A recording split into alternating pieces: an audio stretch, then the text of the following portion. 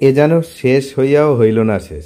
কি বিষয় না, ডিএ মামলার শুনানি এখনও শেষ হয়নি, এমনটা কিন্তু সুপ্রিম কোর্টের ওয়েবসাইটে দেখা যাচ্ছে। তো আমি এক এক করে আপনাদেরকে দেখাচ্ছি, আপনারা নিজেরাই দেখে নিন। এই দেখুন, আমি সুপ্রিম কোর্ট অফ ইন্ডিয়ার ওয়েবসাইটে আছি। এখানে প্রথমে যে ডায়েরি নাম্বারটা, এই যে 35252, এই ডায়েরি নাম্বারটা দেখুন। এই ডায়েরি নাম্বারের যে কন্টেম্পট কেসটি ছিল সেটা হচ্ছে confederation of state government employees West Bengal versus Manish Pan. তো ডায়েরি নাম্বার এটা। এর যে আপনি দেখুন এখানে আপনারা পেন্ডিং, এই যে পেন্ডিং বিষয়টা, পেন্ডিং বিষয় কখন লেখা থাকে, এখন পেন্ডিং রয়েছে, তার মানে শুনানি হয়নি। তাহলে তখন যে বলা হয়েছিল যে ডিএর যে মেন কেস তার সঙ্গে 3টে কন্টেম্পট মামলা যুক্ত করে একসঙ্গে শুনানি হচ্ছে, তাহলে আমরা এখন দেখলাম যে কন্টেম্পট মামলা যেটা তার কিন্তু শুনানি হয়নি, পেন্ডিং। এটা হচ্ছে কনফেডারেশনের দেখালাম। এরপরে দেখুন আমি পরপর সবগুলো দেখাচ্ছি। পরবর্তী দেখুন ডায়েরি নাম্বার 39626 2025, এটা হচ্ছে সরকারি কর্মচারী পরিষদ ভার্সেস মনোজ পান।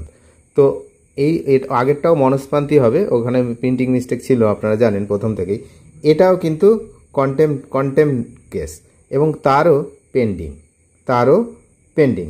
তো শুধু এখানে পেন্ডিং নয়, আরও এখানেও দেখুন যে স্ট্যাটাস পেন্ডিং, এইখানে কিন্তু এখনও পেন্ডিং বলে লেখা রয়েছে। এখানেই কিন্তু এই যে পেন্ডিং, যেহেতু এখানেই কিন্তু মূল বিতর্কের সূত্রপাত। এবং সবকটি কেস আমি এই দুটো দেখালাম। এবং এখন দেখুন আপনারা এই মেন কেসটা দেখুন, এই দেখুন মেন কেসটাও এটা 35292, এরও হচ্ছে পেন্ডিং।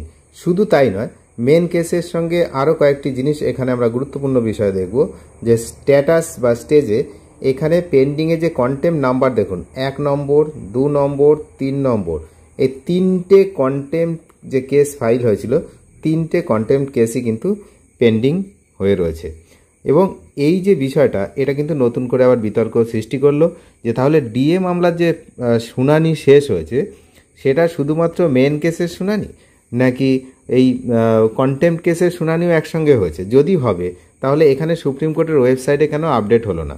তো দেখা যাক পরবর্তীকালে কি হয়, সেদিকে আমরা নজর রাখছি। আপনারাও নজর রাখুন যে বিষয়টা ঠিক কোন দিকে নিয়ে যাচ্ছে এবং এর মধ্যে অন্য কোনো কারসাজি চলছে কিনা সে বিষয়ে খবর রাখছি। আপনারাও নজর রাখুন। চ্যানেলে নতুন হলে অবশ্যই চ্যানেলটিকে সাবস্ক্রাইব করে সঙ্গে থাকবেন। Thank you.